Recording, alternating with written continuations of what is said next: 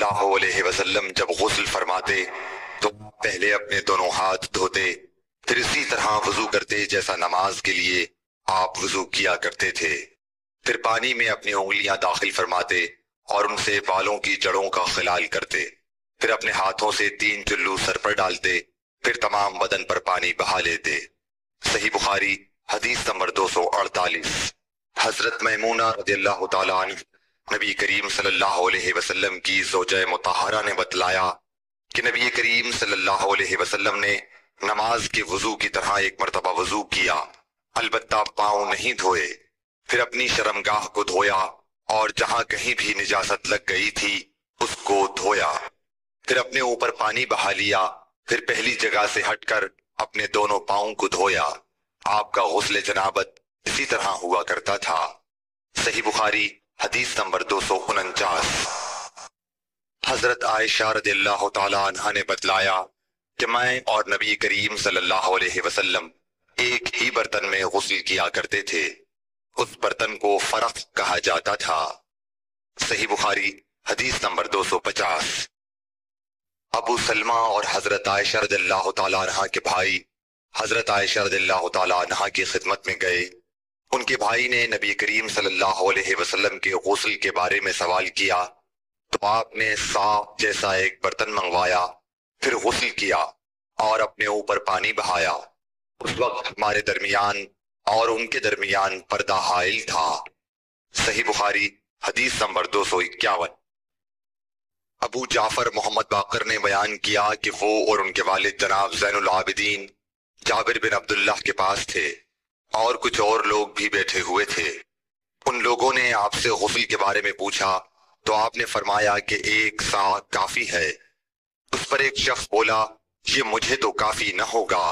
حضرت جابر رضی اللہ تعالیٰ عنہ نے فرمایا کہ یہ ان کے لیے کافی ہوتا تھا جن کے بال تم سے زیادہ تھے اور جو تم سے بہتر تھے، یعنی رسول اللہ صلی اللہ علیہ وسلم۔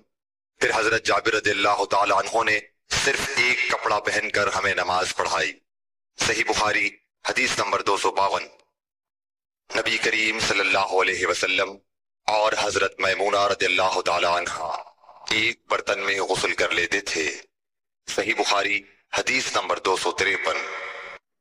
رسول اللہ صلی اللہ علیہ وسلم نے فرمایا میں تو اپنے سر پر 3 مرتبہ پانی بہاتا ہوں، اور آپ صلی اللہ علیہ وسلم نے اپنے دونوں ہاتھوں سے اشارہ کیا۔ صحیح بخاری حدیث نمبر 254۔ جابر بن عبداللہ رضی اللہ تعالی عنہ نے فرمایا کہ نبی اکرم صلی اللہ علیہ وسلم اپنے سر پر 3 مرتبہ پانی بہاتے تھے۔ صحیح بخاری حدیث نمبر 255۔ جابر بن عبداللہ نے بیان کیا کہ میرے پاس تمہارے چچا کے بیٹے، ان کے مراد حسن بن محمد ابن حنفیہ سے تھی، آئے۔ انہوں نے پوچھا کہ جنابت کے غسل کا کیا طریقہ ہے؟ میں نے کہا نبی کریم صلی اللہ علیہ وسلم 3 چلو پانی لیتے اور ان کو اپنے سر پر بہاتے تھے، پھر اپنے تمام بدن پر پانی بہاتے تھے۔ حسن نے اس پر کہا کہ میں تو بہت بالوں والا آدمی ہوں۔ میں نے جواب دیا کہ نبی کریم صلی اللہ علیہ وسلم کے بال تم سے زیادہ تھے۔ صحیح بخاری حدیث نمبر 200۔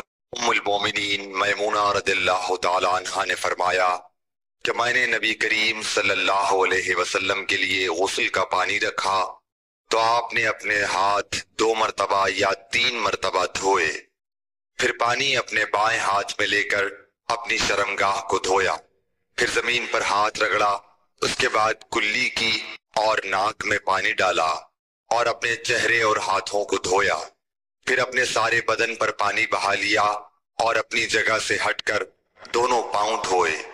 صحیح بخاری حدیث نمبر 257۔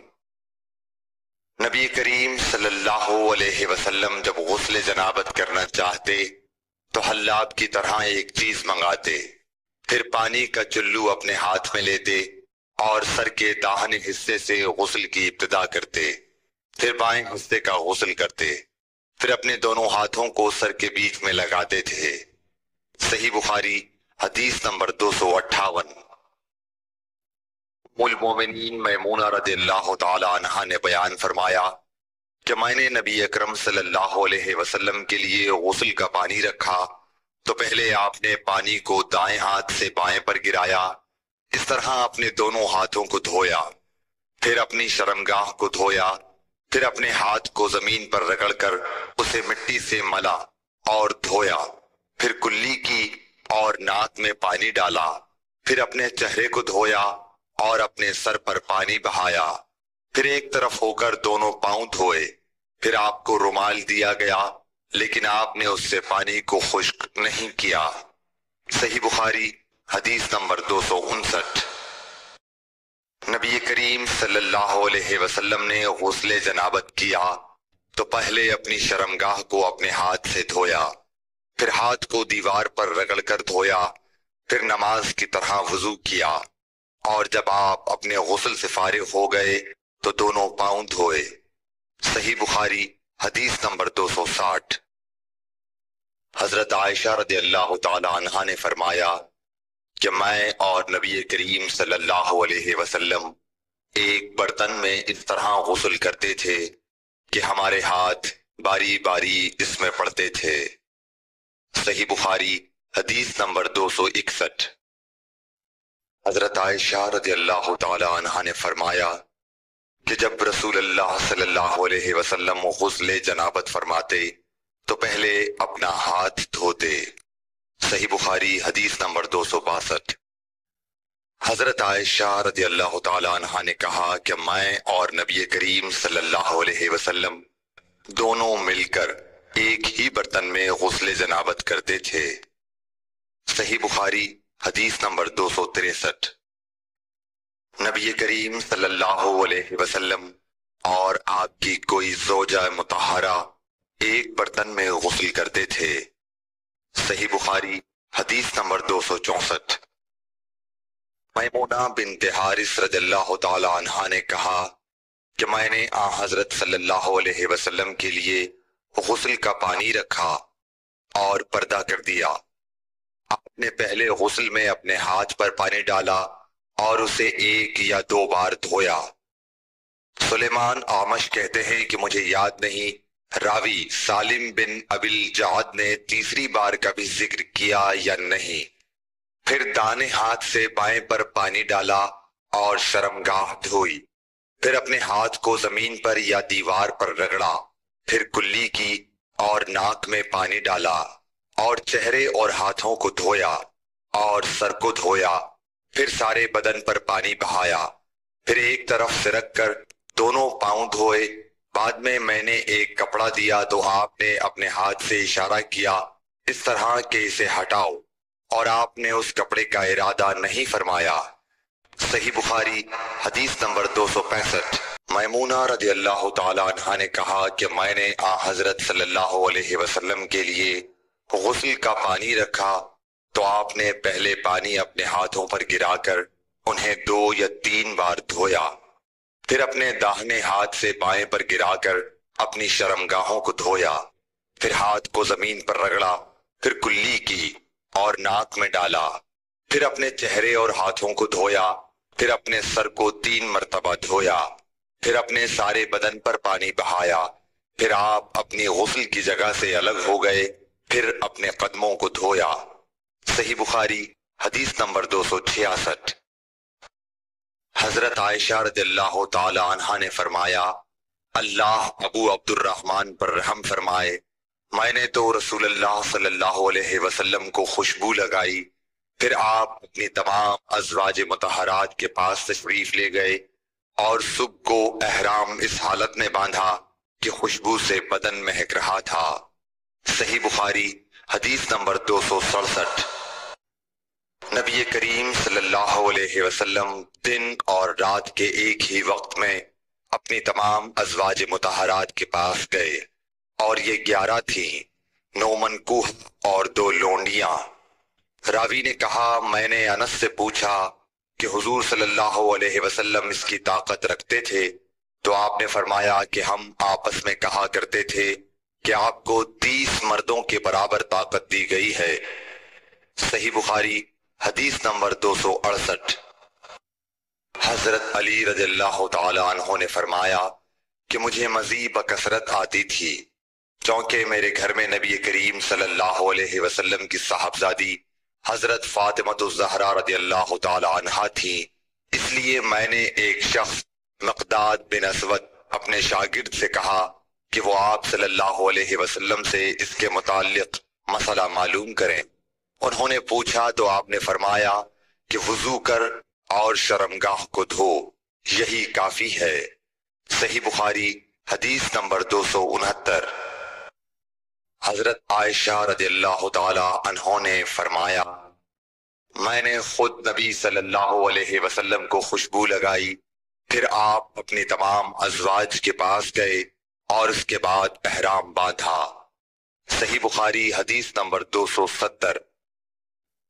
حضرت عائشہ رضی اللہ تعالی عنہا نے فرمایا، گویا کہ میں حضرت صلی اللہ علیہ وسلم کی مانگ میں خوشبو کی چمک دیکھ رہی ہوں، اس حال میں کہ آپ احرام باندھے ہوئے ہیں۔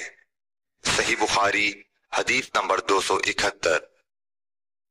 ام المومنین حضرت عائشہ صدیقہ رضی اللہ عنہا نے فرمایا کہ رسول کریم صلی اللہ علیہ وسلم جنابت کا غسل کرتے تو پہلے اپنے ہاتھوں کو دھوتے اور نماز کی طرح وضو کرتے، پھر اپنے ہاتھوں سے اپنے بالوں کا خلال کرتے، اور جب یقین کر لیتے کہ جسم تر ہو گیا ہے تو 3 مرتبہ اس پر پانی بہاتے، پھر تمام بدن کا غسل کرتے۔ صحیح بخاری حدیث نمبر 272۔ حضرت عائشہ رضی اللہ تعالی عنہ نے فرمایا کہ میں اور رسول کریم صلی اللہ علیہ وسلم ایک برتن میں غسل کرتے تھے، ہم دونوں اس سے چلو بھر بھر کر پانی لیتے تھے۔ صحیح بخاری حدیث نمبر 273۔ ام المومنین حضرت میمونہ رضی اللہ عنہا نے فرمایا کہ رسول اللہ صلی اللہ علیہ وسلم نے غسل جنابت کے لیے پانی رکھا، پھر آپ نے پہلے 2 یا 3 مرتبہ اپنے دائیں ہاتھ سے بائیں ہاتھ پر پانی ڈالا، پھر شرمگاہ دھوئی، پھر ہاتھ کو زمین پر یا دیوار پر 2 یا 3 بار رگڑا، پھر کلی کی اور ناک میں ڈالا اور اپنے چہرے اور بازوؤں کو دھویا، پھر سر پر پانی بہایا اور سارے بدن کا غسل کیا، پھر اپنی جگہ سے سرک کر پاؤں دھوئے۔ حضرت میمونہ رضی اللہ عنہا نے فرمایا کہ میں ایک کپڑا لائی تو آپ نے اسے نہیں لیا اور ہاتھوں ہی سے پانی جھاڑنے لگے۔ صحیح بخاری حدیث نمبر 274۔ حضرت ابو ہریرہ رضی اللہ تعالیٰ عنہ سے روایت ہے کہ نماز کی تکبیر ہوئی اور صفیں برابر ہو گئیں، لوگ کھڑے تھے کہ رسول کریم صلی اللہ علیہ وسلم اپنے حجرے سے ہماری طرف تشریف لائے۔ جب آپ مصلی پر کھڑے ہو چکے تو یاد آیا کہ آپ جنبی ہیں، بس آپ نے ہم سے فرمایا کہ اپنی جگہ کھڑے رہو، اور آپ واپس چلے گئے۔ پھر آپ نے غسل کیا اور واپس ہماری طرف تشریف لائے تو سر سے پانی کے قطرے ٹپک رہے تھے۔ آپ نے نماز کے لیے تکبیر کہی اور ہم نے آپ کے ساتھ نماز ادا کی۔ صحیح بخاری حدیث نمبر 275۔ حضرت میمونہ رضی اللہ عنہا نے فرمایا کہ میں نے نبی صلی اللہ علیہ وسلم کے لیے غسل کا پانی رکھا اور ایک کپڑے سے پردہ کر دیا، پہلے آپ نے اپنے دونوں ہاتھوں پر پانی ڈالا اور انہیں دھویا، پھر اپنے داہنے ہاتھ سے بائیں ہاتھ میں پانی لیا اور شرمگاہ دھوئی، پھر ہاتھ کو زمین پر مارا اور دھویا، پھر کلی کی اور ناک میں پانی ڈالا اور چہرے اور بازو دھوئے، پھر سر پر پانی بہایا اور سارے بدن کا غسل کیا۔ اس کے بعد آپ مقام غسل سے ایک طرف ہو گئے، پھر دونوں پاؤں دھوئے۔ اس کے بعد میں نے آپ کو ایک کپڑا دینا چاہا تو آپ نے اسے نہیں لیا اور آپ ہاتھوں سے پانی جھاڑنے لگے۔ صحیح بخاری حدیث نمبر 276۔ حضرت عائشہ رضی اللہ تعالی عنہا نے فرمایا کہ ہم ازواج مطہرات میں سے کسی کو اگر جنابت لاحق ہوتی تو وہ ہاتھوں میں پانی لے کر سر پر 3 مرتبہ ڈالتی، پھر ہاتھ میں پانی لے کر سر کے داہنے حصے کا غسل کرتی اور دوسرے ہاتھ سے بائیں حصے کا غسل کرتی۔ صحیح بخاری حدیث نمبر 277۔ نبی کریم صلی اللہ علیہ وسلم نے فرمایا، بنی اسرائیل ننگے ہو کر اس طرح نہاتے تھے کہ ایک شخص دوسرے کو دیکھتا لیکن حضرت موسیٰ تنہا پردے سے غسل فرماتے۔ اس پر انہوں نے کہا کہ بخدا موسیٰ کو ہمارے ساتھ غسل کرنے میں صرف یہ چیز مانے ہے کہ آپ کے خصیے بڑھے ہوئے ہیں۔ ایک مرتبہ موسیٰ علیہ السلام غسل کرنے لگے اور آپ نے کپڑوں کو ایک پتھر پر رکھ دیا۔ اتنے میں پتھر کپڑوں کو لے بھاگا اور موسیٰ بھی اس کے پیچھے بڑی تیزی سے دوڑے۔ آپ کہتے جاتے تھے، اے پتھر میرا کپڑا دے، اے پتھر میرا کپڑا دے۔ اس عرصے میں بنی اسرائیل نے موسیٰ علیہ السلام کو ننگا دیکھ لیا اور کہنے لگے کہ بخدا موسیٰ کو کوئی بیماری نہیں، اور موسیٰ علیہ السلام نے کپڑا لیا اور پتھر کو مارنے لگے۔ ابو ہریرہ رضی اللہ تعالیٰ عنہ نے کہا کہ بخدا اس پتھر پر 6 یا 7 مار کے نشان باقی ہیں۔ صحیح بخاری حدیث نمبر 278۔